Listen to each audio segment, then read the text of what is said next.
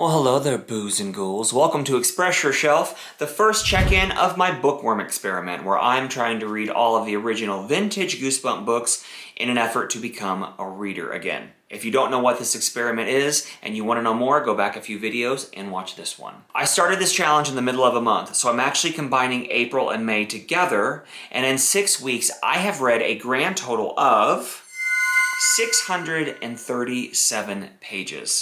But did these books make my monster blood run cold, or did they leave me wanting more?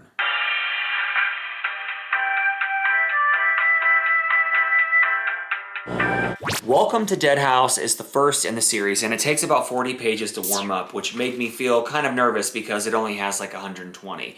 It's about a family that moves to a new neighborhood called Dark Falls, and although the kids originally think that the house is haunted, it's actually the neighborhood that's haunted, that's full of dead people, and they bring in a new family every year to sacrifice in an old amphitheater in the back of a cemetery so that the ghosts can continue being ghosts. I don't like that they kill the family dog and that no one really seems that upset about it, but I do like that it's about a haunted town and not a haunted house. Stay Out of the Basement was actually not one I was looking forward to because I remember not reading this one as a kid, and it's about a brother and a sister who are left with their dad while their mom goes off to take care of her sister.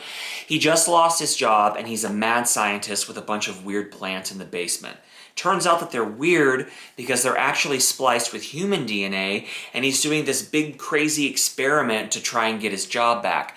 But one of the plants tries to take over the dad's life by kidnapping him and his former boss. It's a little bit Little Shop of Horrors mixed with Body Snatchers, and I read this one super fast.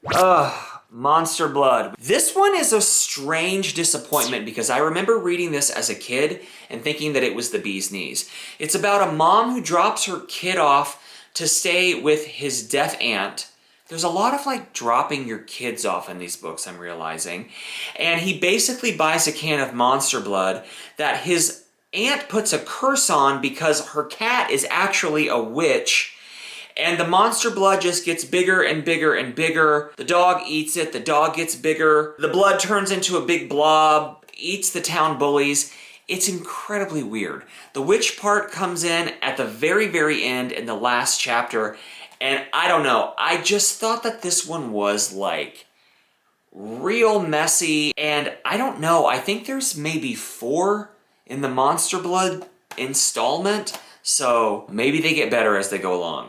And we're back with Say Cheese and Die. This one is definitely my favorite so far.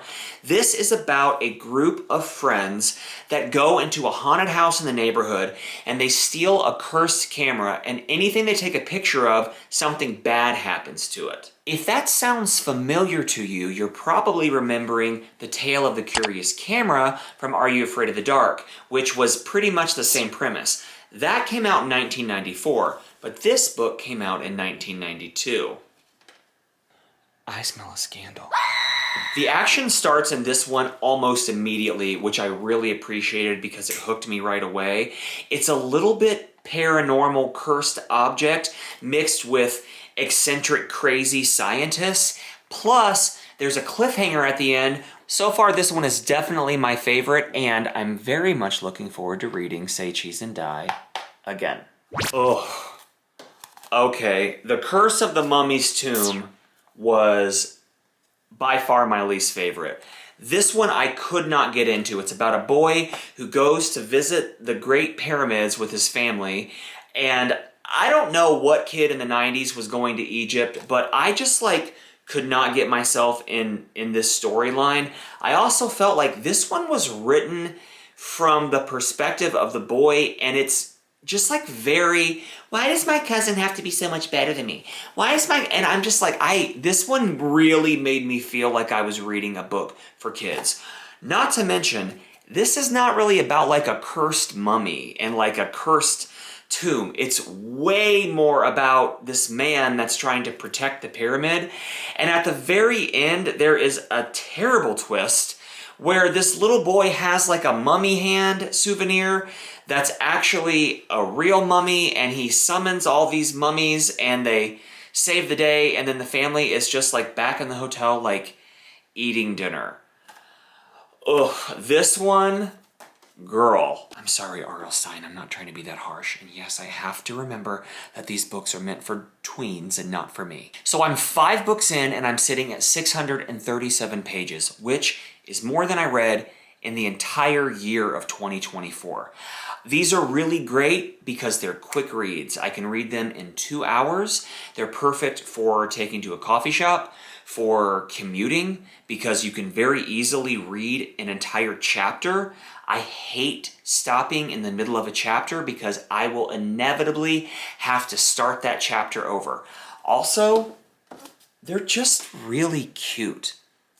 I think aesthetics matter, and in a world where everything is on fire and people hate each other, I appreciate seeing a cute little book in a cute little bag. That about wraps up our first check-in. If you've read the Goosebump books, tell me what your favorite book is, and make sure you're following FOX+HEART if you're interested in keeping up with my progress.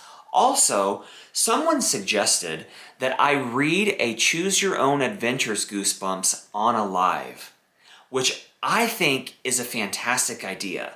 Would you guys be into that, or would it scare you so bad that you'd want your mummy